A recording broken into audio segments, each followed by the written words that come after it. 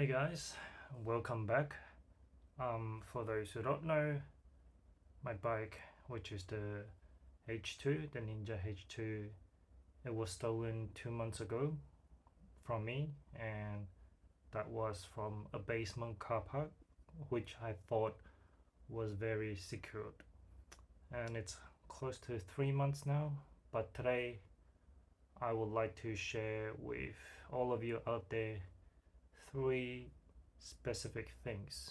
First is the things that I have learned through this experience, and then secondly is the things that I wish I knew or have done differently before the bike was stolen.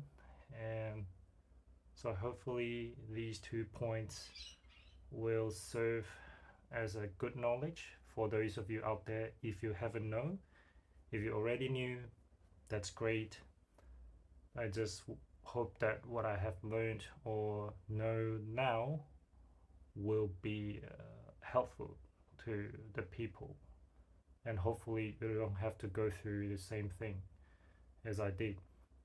And then the last thing will be about the insurance. I know this may be a very debatable or controversial topic, but I just wish to find out what you guys think about the insurance as well. So those would be the three things that I talk about today. And unfortunately, I don't have the perfect setup right now. I just have my laptop down here because there are some informations or data that I have to refer to, so bear with me about that. And let's get on to it about the first point. So the first things first, I know most riders, you already have your own group or biker community, so which is great. The biking community is a good group of people that you can actually rely on. And honestly, even if you don't belong to a certain group, the community out there is always very helpful. For instance, when my bike was stolen, actually I posted on a social riding group, which I have only joined once, and everyone out there was very helpful, especially in helping to find the bike. I mean, in the end, my bike wasn't found through the community, granted, but they did try to help.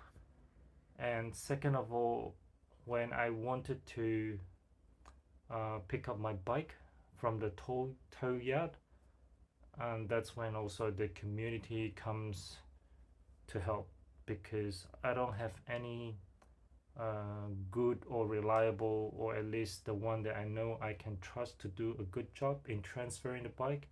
So I reached out to the community, and they suggested a few people that can help to transport the bike from the tow yard to the mechanic.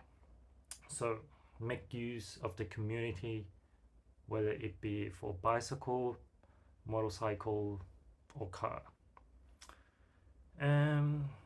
Now, the second thing that I have also learned is, but this one I would assume that most people would already know, which is about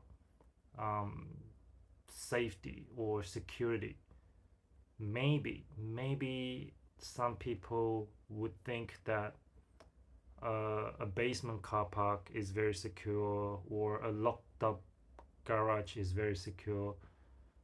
But honestly, in these days, nowhere is safe anymore. And even any kind of locking or security measurement or method, I would think that none of them will be able to claim as 100% effective as well. So that's why basically it doesn't matter where you store or how you lock your vehicles. Don't assume that it's gonna be safe. I don't mean to cause any unnecessary panic on something. I mean, once you store your vehicle and you locked it up, yeah, of course, leave it at that. You don't have to be like, oh my god, is it gonna be safe? Is it gonna be stolen next? But at least just bear in mind that nowhere is safe, no locks is 100% secure, but just take your necessary precautions and make peace with it. But don't assume that it's never gonna get stolen. That's what I'm trying to say. But don't also just leave under panic every single moment and time of the day. Okay. All right. So second point, what I wish I knew or would have done differently. So first of all is trackers and locks. Of course, most of us know about the existence of trackers and locks, but it doesn't mean all of us actually use them. And I was one of them who knew and yet didn't use them because I thought my bike is safe, was safe. So I knew about more generic or basic trackers like the air tags and the motor tag, etc., but I didn't use them because, of course, very obvious reason, I don't use an Apple, and Android tag is not as effective or efficient as the AirTags due to the fine tag network on respective platform. But after this incident, I have now used trackers on both my bike and my car. I have both the Apple and Android tag, but it's not AirTag, it's not Motor tag, it's just a generic tag, a generic tracker that can be utilized both on the Android and also the Apple platform. You just have to set it up or connect them to different platform. That's it. And of course, if you would like to know what tracker I'm using, just hit me down in the comment section below, because I'm not sponsored with any of these products that I'm gonna share, but I will hit them up in the video, or I will hit them up in the comment section below if you're interested to know. So yeah, I have trackers of both platforms, Apple and Android, in both my vehicles right now. But then again, with that said, these trackers, again, they are not gonna be as good as, say, compared to a GPS tracker, because the GPS tracker is gonna be real-time tracking, whereas the tags, they are only gonna be useful if there are any of the Find My Tracker users nearby, which is why earlier I mentioned Apple may be more efficient in this, because there are many more Apple users around the area. So if you are interested in any of the GPS trackers, of course there are many out there, but after this incident, when I was doing my research, at least I came across one specific tracker.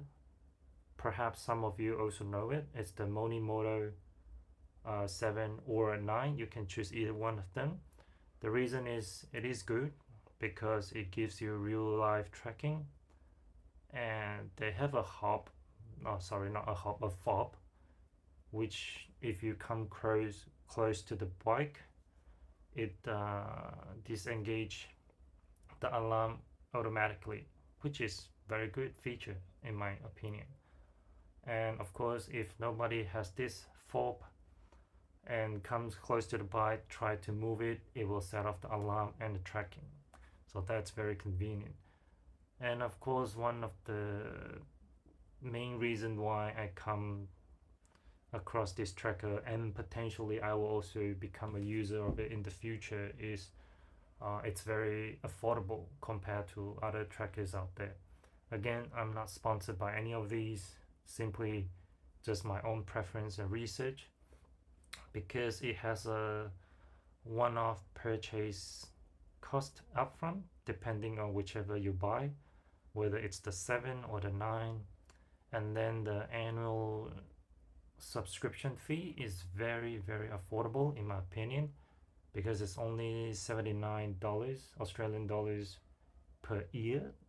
That's why, in my opinion, I think that's very affordable, and hopefully they will not raise this subscription fee in the future. So that's about the GPS tracker, so you can look into it if you are interested. So now, what I wish I knew or done differently as well is regarding to the locks. So just now trackers, now the locks. um I did have locks. I did have a lock on my bike, specifically the disc brake lock. I have brake lever lock as well, but I didn't use it because I also misplaced it, so I don't know where is it right now. But after this incident, I would assume that that brake lever lock wouldn't have done much difference anyway, because if they can break or cut through the disc brake lock, they can do the same for the brake lever lock as well. So which comes to the point of what I'm gonna say next is, again, if you have a expensive bike or car, or just any car or bike in general, and you would like to secure them, don't just get any chains, any locks, any ground anchors, or any, yeah, because I thought I know about lock and they all work the same, but then I was not knowledgeable enough. I think they all work the same, they're all very secure. But if you're ever gonna get any chains, lock, ground anchor, get the rated one, in specifically at least the gold rated, but preferably a diamond rated locks, chains, or ground anchor. In terms of the ground anchor and the lock, I know they have diamond rated for sure, but in terms of the chains, I think the highest rated so far in the industry is only gold rated, but better than nothing. um, so after I done my research, these are the few locks that I come across that are diamond rated. So it would be the light lock X1, and the hip lock D, or the DX 1000. So the hip lock D1000 or the DX 1000, and the A-Bus Granite Super Extreme 2500, and the Kryptonite New York Diamond, and the On Guard Rock Solid.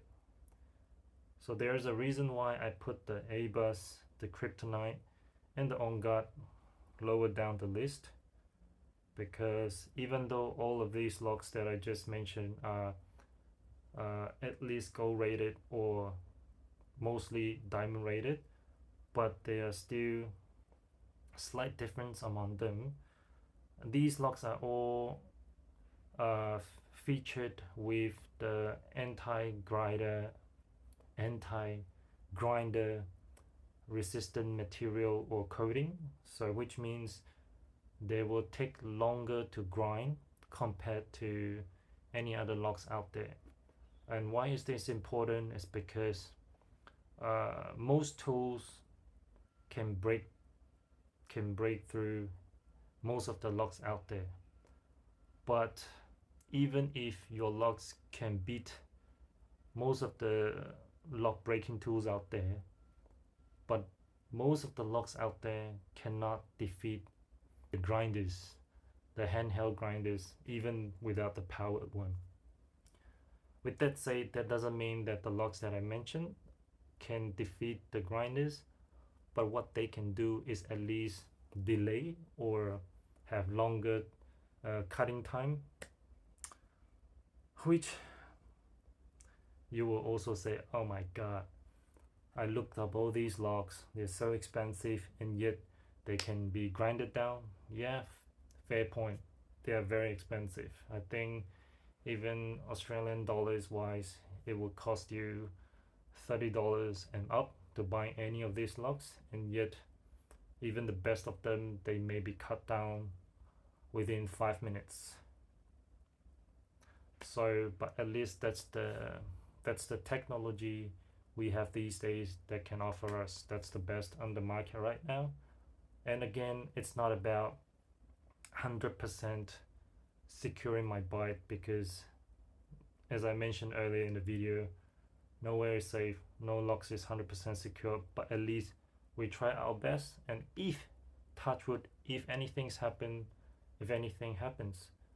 we can make peace with it. We try our best. But of course, with the locks you have on your vehicles, maybe they may also deter the thieves, or they may change their mind looking at the locks on the bikes. Oh, this is a tough one, maybe this is not the vehicle that I can steal easily, so they move on. So like that. So okay, back to the locks. The reason why I put the Airbus Granite Super Extreme 2500, the Kryptonite New York Diamond, and the On Guard Rock Solid lower than the others is because for the Airbus, apparently the shackle base, or the crossbar, or the body where the shackle locks into, that part is not as resistant compared to the shackle. So even the shackle can be very resistant up to 3 to 5 minutes. The base, due to the lack of the coating, it takes only up to 45 seconds to cut through. So if you ever gonna buy the Airbus Granite, just make sure you get the revised version, because I think they have fixed the base to also include enough or sufficient coating as well. And in terms of the Kryptonite New York Diamond, apparently it has similar or same flaw as the Airbus Granite, where the grinder resistant material stop at the crossbar joint. So in that case, it allows the crossbar, or just right before that, to be cut in 13 to 45 seconds, which is again same with the Airbus Granite. Well, Kryptonite claimed to have also fixed the problem, so if you're ever gonna buy one, just make sure you double check on that one. And the On Guard Rock Solid, similar with the previous version of the Airbus Granite, the lock body or the crossbar itself, unfortunately, is not as anti-grinder or as grinder resistant compared to the shackle itself. So that's why you have to do your own research. I mentioned the names of these locks. It doesn't mean these are the best locks out there. This is just what I came across, and I would suggest preferably you can do more research. If you would like to know more about these locks, I will post the brief information on the screen now, and you can check them side by side, pause the video. That's mostly about the locks. And now coming to the last point that I would like to discuss today, which is insurance. I know a lot of people say better be safe than sorry, and insurance is there to make you have a peace of mind in case anything happen. I mean, I totally agree with any of those points. I have both car and a motorcycle. I used to have insurance for them, but I don't have any for both of them right now. Which when my motorcycle, my H2 gets to be stolen, the very first regret I will say is, oh my god, I don't have an insurance. Then again, with that said, I used to have insurance and I used to involve in car accidents more than now. Now actually never, other than my bike get to be stolen. So surprisingly, when I used to have insurance, I was in more accidents. And to be honest, that was not because of the carelessness of my driving or anything. That was simply because of the work nature, and because of that, at that time I was very lack of sleep. So sometimes I drive and falling asleep, and yeah, definitely none of us should do that. If you're sleepy, don't drive, just take a rest and then continue on. So yeah, now that I have no insurance, to be honest, I haven't been involved in any accident at all. That could just be my own thinking, but I'm my own opinion is, as long as you're driving carefully and you have great spatial awareness on the road, and you always try to anticipate what drivers and riders around you do, you can pretty much avoid accidents.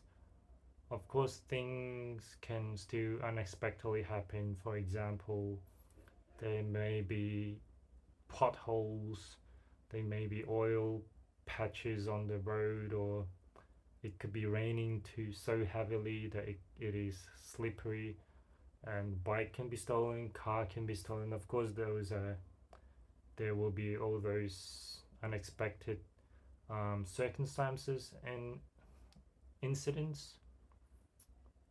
But I don't know, is it therefore necessary to get insurance for your vehicle? So this is the thing I would like to know what all of you think as well, because I know people are generally divided into two. One group will be like myself, that maybe insurance are not needed or necessary, but there will also be another group who will say that definitely insurance are needed.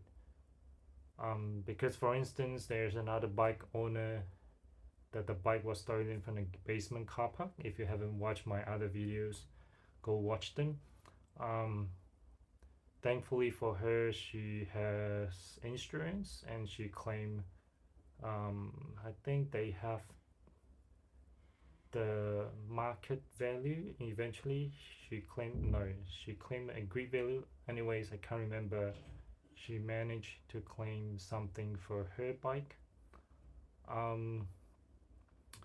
And of course, if my bike get to be stolen, to be honest, I'm not sure how much I can claim for it as of today's market. So yeah, with that said, what do you think? Is insurance necessary or not really? Is it just a peace of mind thing, or it's really gonna be helpful in the case something happens? So drop your comments in the section below, and that will be all for me today.